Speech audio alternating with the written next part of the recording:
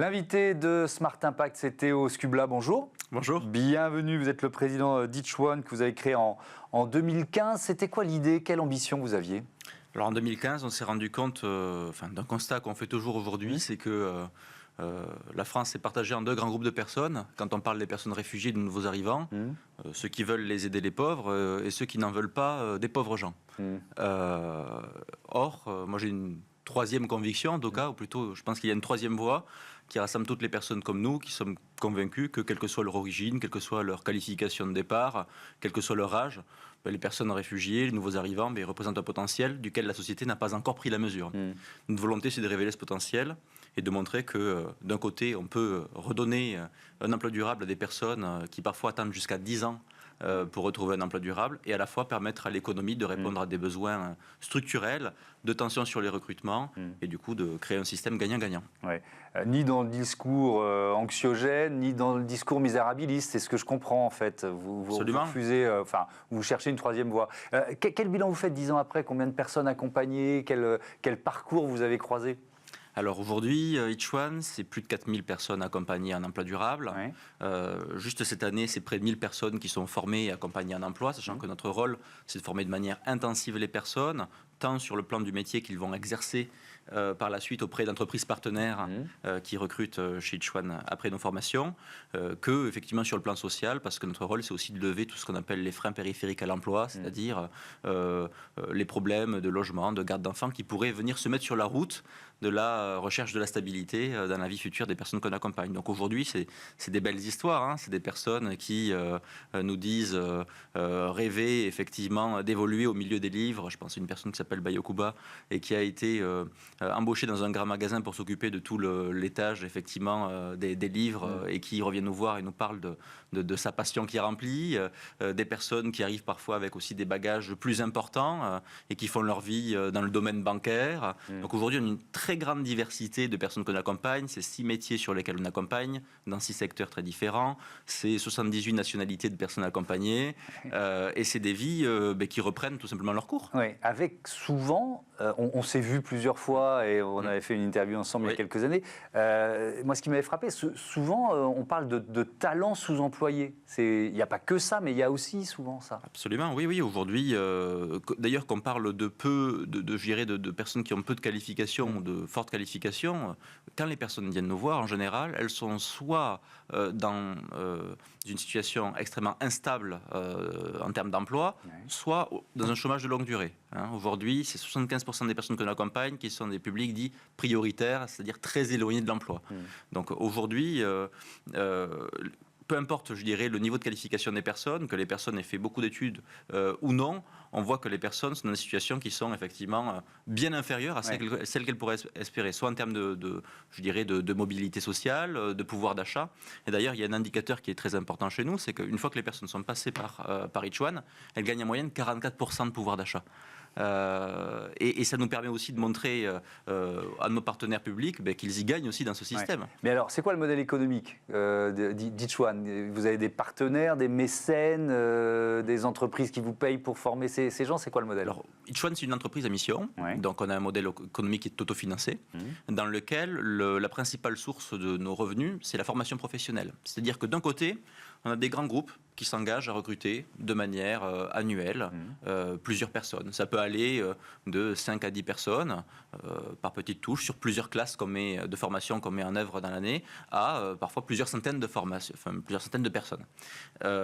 Et à côté, on a effectivement nos partenaires de la formation, France Travail, qui viennent à la demande de ces grands groupes financer une partie de la formation, ce qui nous permet aujourd'hui d'avoir à la fois une démarche qui est compétitive pour l'entreprise, qui a cotisé d'ailleurs pour ces formations, et de l'autre côté, des personnes qui rentrent en formation, pour qui la formation est gratuite, qui sont rémunérées pendant la formation, donc qui n'ont rien à payer, et qui derrière retrouvent un emploi.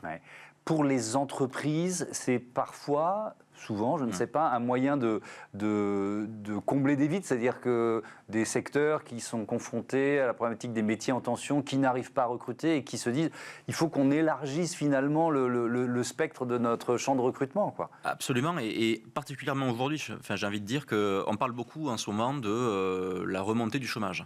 Ce qui est important, c'est de souligner que dans le même temps, il y a encore énormément de difficultés de recrutement. C'est le grand paradoxe français, ça. Absolument, que ce soit sur les métiers de la vente dans le commerce, sur les métiers de la logistique, sur les métiers de l'hôtellerie, de la restauration, sur les métiers du service à la personne, des métiers sur lesquels aujourd'hui on travaille.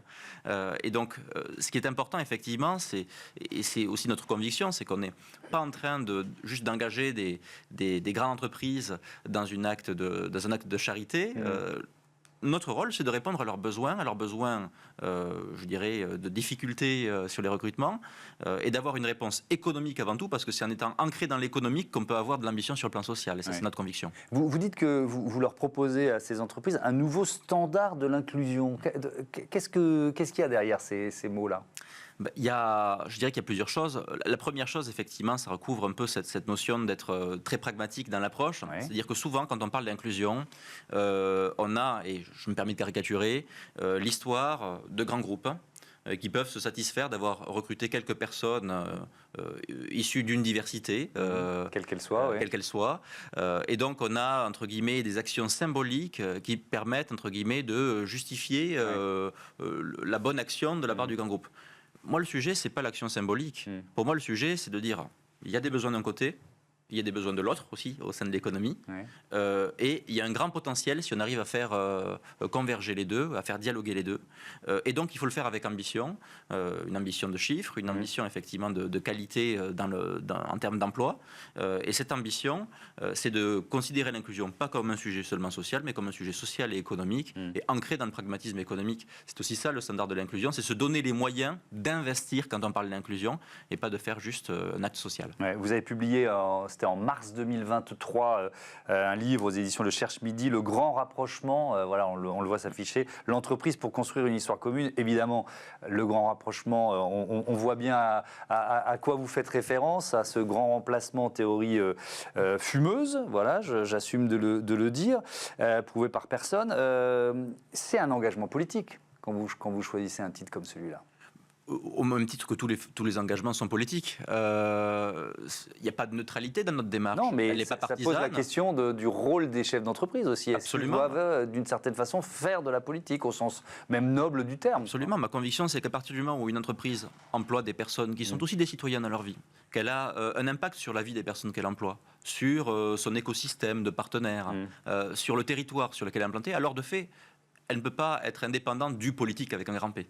Le sujet de mon livre, Le Grand Rapprochement, c'est de dire, justement, là où on observe parfois des idéologies qui sont dehors du réel, l'entreprise, elle a une force, c'est qu'elle ne peut pas faire abstraction du réel. Elle fonctionne avec le réel, elle fonctionne avec la réalité de ses salariés, la réalité de ses partenaires et sa réalité économique.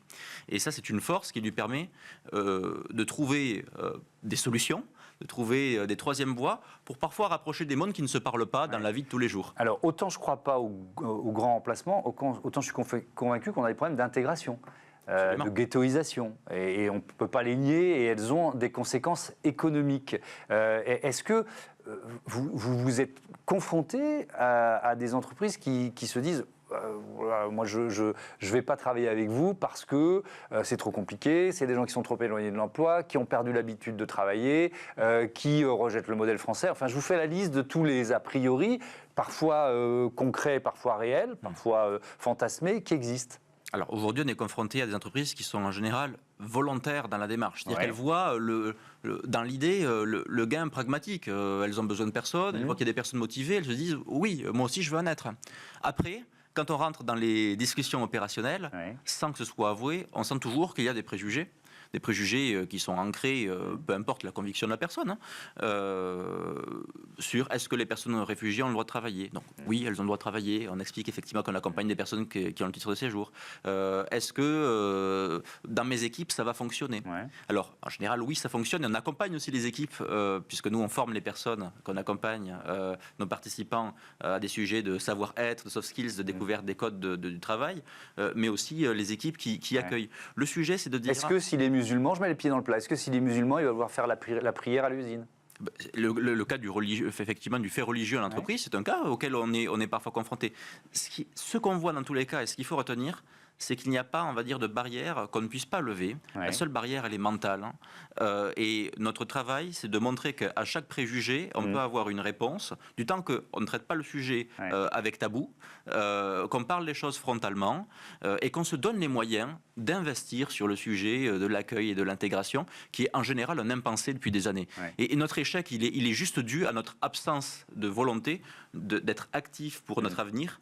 On est plutôt dans une posture de subir aujourd'hui. Ouais. Avec une dernière question qui justement nous projette dans l'avenir, avec le réchauffement climatique, les migrations liées au réchauffement climatique font que ces questions qu'on se pose et auxquelles vous commencez à proposer des réponses, elles vont être exponentielles. C'est-à-dire que les portes de l'Europe ne vont pas rester fermées de toute façon. Absolument. On est encore aujourd'hui dans la croyance qu'il pourrait y avoir un monde dans lequel on pourrait faire sans migration. Ce monde, il faut se le dire, il n'existe pas, ce n'est pas réaliste. Ouais. Donc la seule question qui est face à nous, c'est est-ce qu'on veut faire avec ou est-ce qu'on veut faire malgré?